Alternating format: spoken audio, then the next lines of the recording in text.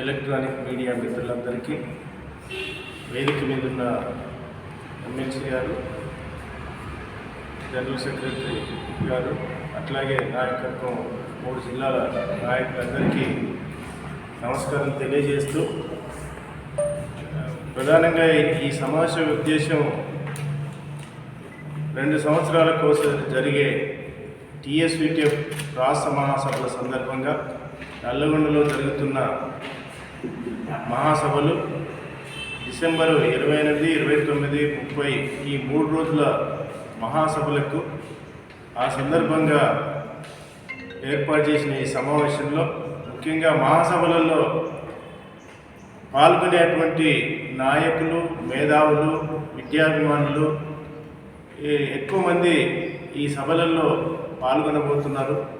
ముఖ్యంగా రాజకీయానికి సంబంధించి రాజకీయ నాయకులు, శాసనమండలి చైర్మన్ గుత్తా సుఖేందర్ రెడ్డి గారు ఈ సభలలో పాల్గొంటారు. అట్లాగే మంత్రి సినీ ఆటోగ్రఫీ మంత్రి వెంకటరెడ్డి గారు పాల్గొనబోతున్నారు. అట్లాగే ఈ మహాసభలలో మేధావులైనటువంటి వాళ్ళు, అట్లాగే విద్యాభిమానులైనటువంటి వాళ్ళు, మురళి మన విద్యా కమిషన్ చైర్మన్ ఆకునూరి మురళి గారు పాల్గొనబోతున్నారు.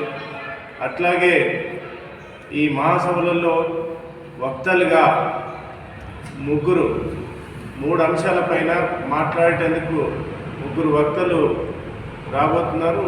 ఆంధ్రజ్యోతి పత్రిక సీనియర్ పత్రికా విలేకరి శ్రీనివాసులు గారు ఈ సభలలో పాల్గొని విద్యపైన సందేశం ఇవ్వబోతున్నారు. అట్లాగే సీనియర్ స్టూడెంట్ నాయకురాలు, జాతీయ నాయకురాలు ఐషి ఘోష్ గారు, విద్యార్థి సంఘం నాయకురాలు, ఆమె పాల్గొనబోతుంది.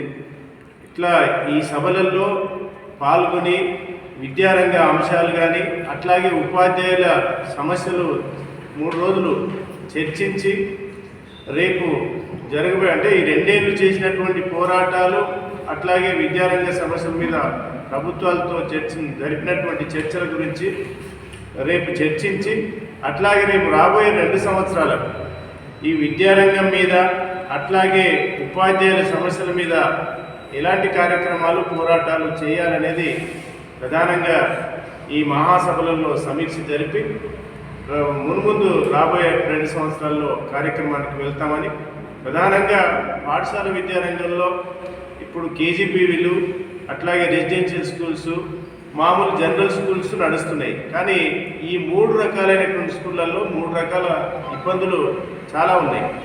రెసిడెన్షియల్ స్కూళ్ళు రెసిడెన్షియల్ రీతిలో లేవు, అక్కడ టీచర్లు సరిగా లేరు, బిల్డింగ్స్ సరిగా లేవు, వారి వాతావరణం కూడా సరిగ్గా లేదు. కాబట్టి దాన్ని సరిచేయాల్సినటువంటి బాధ్యత ప్రభుత్వం మీద ఉంది.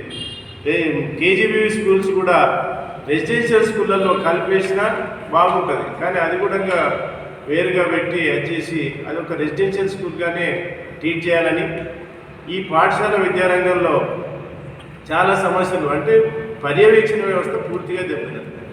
ఇంతకుముందు ఎమ్మెల్సీ గారు చెప్పినట్టుగా వారు చెప్పిన మాటలలో పర్యవేక్షణ వ్యవస్థ తప్పనిసరి అవసరం అన్నారు. ఇప్పటివరకు నియమించినటువంటి ప్రమోషన్లు కావచ్చు, కొత్త టీచర్లు కావచ్చు, వాళ్ళందరినీ నియమించడం బాగుంది. కానీ ఇంకా 70% టీచర్లను కంట్రోల్ చేసేందుకు పర్యవేక్షణ వ్యవస్థ లేదు. ఆ వ్యవస్థను సరిచేయకపోతే 70% స్కూళ్ళు విద్యారంగం బాగుపడే అవకాశం లేదు. కాబట్టి దీని మీద ఈ మహాసభలలో విద్యారంగం మీద, పాఠశాల విద్యారంగం మీద బాగా చర్చించి ఓ డాక్యుమెంట్ రూపంలో TSVTF రాష్ట్ర ప్రభుత్వానికి మేము సూచనలు చేయదలుచుకున్నాం అనేది తెలియజేస్తూ సెలవు. ప్రింట్ అండ్ ఎలక్ట్రానిక్ మీడియా మిత్రులందరికీ నమస్కారం. తెలంగాణ రాష్ట్ర ఐక్య ఉపాధ్యాయ ఫెడరేషన్ 50 ఏళ్ల క్రితం ఉమ్మడి ఆంధ్రప్రదేశ్ రాష్ట్రంలో క్యాడర్లు, మేనేజ్మెంట్లు, ప్రాంతాలకు అతీతంగా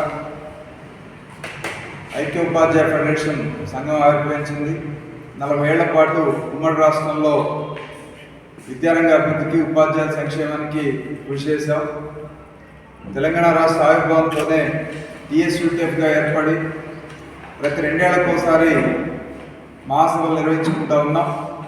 ఆ క్రమంలోనే ఈరోజు రాష్ట్ర 6వ విద్యా వైజ్ఞానిక మహాసభలు నల్గొండ పట్టణంలో నిర్వహిస్తూ ఉన్నాం.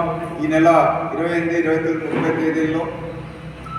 ఇదే సందర్భంలో ఉమ్మడి ఆంధ్రప్రదేశ్ రాష్ట్రంలో యూటీఎఫ్ ఆవిర్భవించి 50 ఏళ్ళు పూర్తయిన సందర్భంగా ఆంధ్రప్రదేశ్లో స్వర్ణోత్సవాలు కూడా జరుపుతూ ఉన్నటువంటి సందర్భంలో మేము కూడా యూటీఎఫ్ వారసత్వంలోనే ఉన్నాం కనుక ఈ 6వ రాష్ట్ర మహాసభల్ని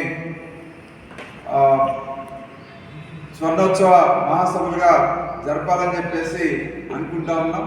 సో ఆ మేరకు మొదటి రోజు ప్రారంభ సమావేశం, విద్యా సదస్సు, సాంస్కృతిక కార్యక్రమాలు ఇవి రాష్ట్రంలో ఉన్నటువంటి ఉపాధ్యాయులు అందరినీ ఆహ్వానిస్తూ ఉన్నాం. దాదాపు 10,000 మంది ఉపాధ్యాయులు వస్తారనేటువంటి అంచనాతోటి ఆహ్వాన సంఘం ఏర్పాట్లు చేస్తూ ఉంది. అలాగే రెండో రోజు, మూడో రోజు మా రాష్ట్ర మహాసభ ప్రతినిధుల సభగా జరుగుతుంది. మరి గత రెండేళ్ల కాలంలో, మొత్తం ఈ 10 ఏళ్ల కాలంలో టీఎస్యూటీఎఫ్ నిర్వహించినటువంటి ఉద్యమాలు, పోరాటాలు, ఐక్యోద్యమాలు, వాటి అనుభవాలు, వీటన్నింటినీ బేరీజు వేసుకొని రాబోయే 2 ఏళ్ల కాలానికి కార్యాచరణని రూపొందించుకుంటాం. దాంతోపాటు నూతన కమిటీ ఎన్నికలు కూడా 30వ తేదీ జరుగుతాయి. రాష్ట్ర కమిటీకి సంబంధించినటువంటి ఎన్నికలు జరుగుతాయి. దీంతోపాటు మేము ఈరోజు దేశంలోనే మొట్టమొదటిసారిగా ఏ ఉపాధ్యాయ సంఘం చేపట్టిన విధంగా కుటుంబ సంక్షేమ నిధి పథకాన్ని ప్రారంభించాం. 15 నెలల నుంచి సజావుగా నడుస్తూ ఉంది.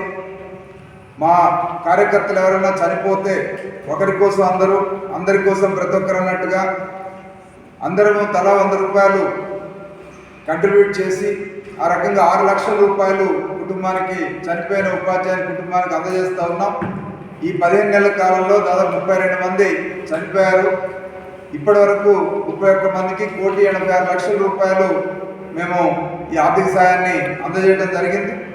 మరి దీనికి సంబంధించి కూడా ఒక శాశ్వతమైనటువంటి యంత్రాంగాన్ని రాష్ట్ర కౌన్సిల్, రాష్ట్ర కార్యవర్గం, అట్లాగే బోర్డ్ ఆఫ్ డైరెక్టర్స్ 3 అంచెల వ్యవస్థను ఏర్పాటు చేసుకుంటా ఉన్నాం.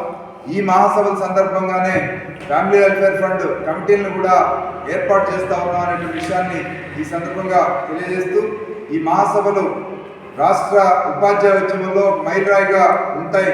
గత 10 ఏళ్ల కాలంలో టీఎస్యూటీఎఫ్ స్వతంత్రంగాను ఇతర సంఘాలను కలుపుకొని ఉద్యోగ ఉపాధ్యాయ సంఘాలతో నిర్వహించినటువంటి ఐక్య ఉద్యమాల ఫలితంగా ఇవాళ ఉపాధ్యాయులు, ఉద్యోగులు కొన్ని హక్కులు సాధించుకున్నారు.